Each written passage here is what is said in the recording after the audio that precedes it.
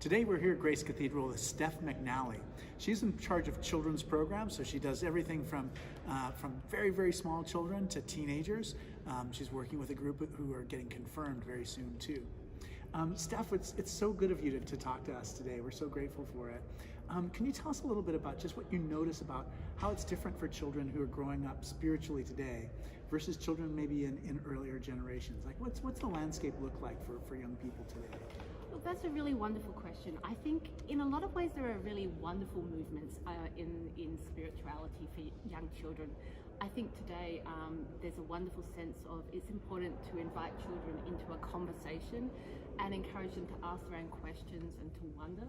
I think maybe perhaps where in previous generations we were inclined to do more rote learning and to tell children what something means, now we really like to invite them to wonder and ask questions, and that's wonderful. I think the other thing that I would also observe at the same time is that as we've seen for everyone, there is families have very busy schedules on a weekend, including Sunday, and that might mean that children are experiencing worship in different ways. That of course means that when children are present, it's so important to provide them with opportunities to explore faith, and I think it also leaves a lot of room to think about how else we can connect with children and families and encourage their wondering. Yeah, when in my old school, we had chapel. We didn't call it chapel, but we called it wondering time. Oh, that's great. That's great. So everybody, I just had one of my students who's grown up. And she was talking about wondering time from all those years ago. That's so great. But yeah, the idea was that children are not just like an empty vessel that you just fill up with material, like you teach them all the things, but that they already have a spiritual life already. Yeah, it's such a wonderful and important philosophy. It's fantastic. Yeah, it's funny because I was thinking of it is definitely when I was a child too. There are a lot more women involved in leadership positions than there were in the church of my childhood, and I think that's a big improvement too. It feels different in church than it did when I was a child. Look, absolutely, and I think it is so important, as you know, for children to see a range of people leading. I think that teaches children who are constantly watching what adults do. It's so important for them to see women leading and men doing the work of Sunday school and teaching. You know, that teaches and great altar things. guild. Yes. That's my future, altar guild. That's what I want to volunteer at when I'm not working every single Sunday. So tell me a little bit about what surprised you the most as you've kind of undertaken this ministry. Like, what have you learned in doing this work with children? That's such a wonderful question. Always to begin with, I suppose, what I think all teachers will say, that they learn something themselves, and I think through dialogue with children, I'm always impressed of how faith is a lifelong journey. I think having discussions with spirituality about children is a wonderful way to help develop the spirituality of any adults in conversation.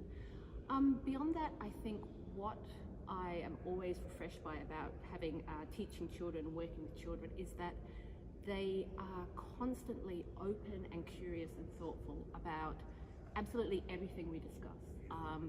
And that I know we hear a lot about how children perhaps have a lot of screen time, have a lot of gadgets. I think children still love the tactile, the hands-on. I think there is something powerful about something for a child that they can touch, something they can hold. Beyond that, I think the patterns that what I'd say are adult church follows, the seasons of the church year, how we change colours at different times, we put out green or purple. I think children from a very young age love that too. And it helps me understand how we all enter into faith in that way, through the symbols that are all around us. I think that teaches us all the way through. Yeah.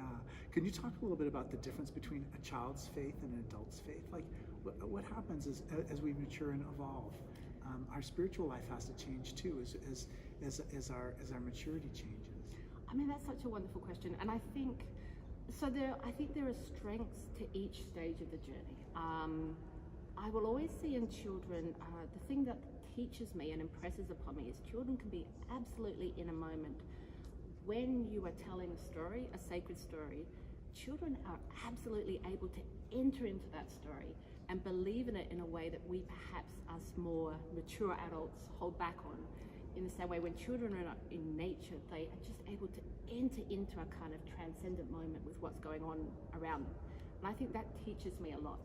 I think what comes as we mature and become adults is that we perhaps are more critical in our thinking about the things we read, and that has its place. I mean, we develop in a relationship with God. I guess that's the idea of formation. But I think ideally, if we can have a kind of continuum, so that the ways that a child can approach faith, I think it's wonderful if adults can hold something of that while going deeper into the questioning mode as well. Right. It's just like Jesus talking about accepting the kingdom of God in the way that a child does. Yeah, that's so true. I think the older I get, just the more I'm not confident that we can prove. There's like very little that we can prove. And there's just a lot that we take on faith in it. And I don't just mean that in religious life. I mean that in all of our social interactions. There as a substrate, there's like something below that which is directing and guiding us. I think so. I think children can understand the little miracles of a day in a way that maybe teaches us as adults. Adults might work to have gratitude. A child, not always, but a child will see the wonder of a leaf or a sunrise or light through the window, and that can kind of teach all of us that we don't have to fight to believe in things. The wonder is there if we can just be open to it. Yeah, I mean, I think one of my favorite things about churches in our time is it's the only place that's not segregated by age. It's the only place where you can have interactions between people in every different generation. And I wonder if you can talk a little bit about what the older people can offer the young people and what they have to offer for the older people. Oh, I think that's just, absolutely wonderful question. You mentioned our confirmation class. That has been a wonderful reminder. We're working with a group of faithful young people in their teens who are considering this big question of whether they will choose to be confirmed. And that straight away is perhaps one difference from the days before when you were just going to be confirmed. Now that debating is really important. A really beautiful thing that happened recently is we've had a group of mentors come and sit with the youth and be present in their questioning. And I know that's been a really powerful experience for all involved. I've seen the youth really respond to this sense of adults are sitting with them and giving them guidance, listening to their thoughts. And the adults likewise have really loved sitting with the youth and feeling that there's room for that conversation. I think everyone has so much to offer each other, and it begins with taking an interest in each other. That's so powerful. I think so many wonderful things grow out of that, out of that relationship. Yeah, I just think how can we structure our community so there are more opportunities for those kind of interactions to happen? Because you're right, it's so important for the person who we're asking to be involved and for the people we're hoping are going to benefit too. I think it helps adults work out, like I said about teachers, it helps adults work out what they know, because sometimes we forget that we have learned and discovered things, and being able to share that with youth helps it crystallize in your own mind. And I think the youth can give us guidance as well. They see the world in maybe different ways. They see different points of difficulty in the world. They can bring that to adults. Yeah. They can play a role in that conversation. Yeah, that's one of my favorite things. I just feel like I'm learning so much from people in the younger generations. And what a blessing it is to have that, like a slightly different perspective on the world, which is generational. Yes, absolutely. It makes me wonder how different, like 7 generations back, people would have been.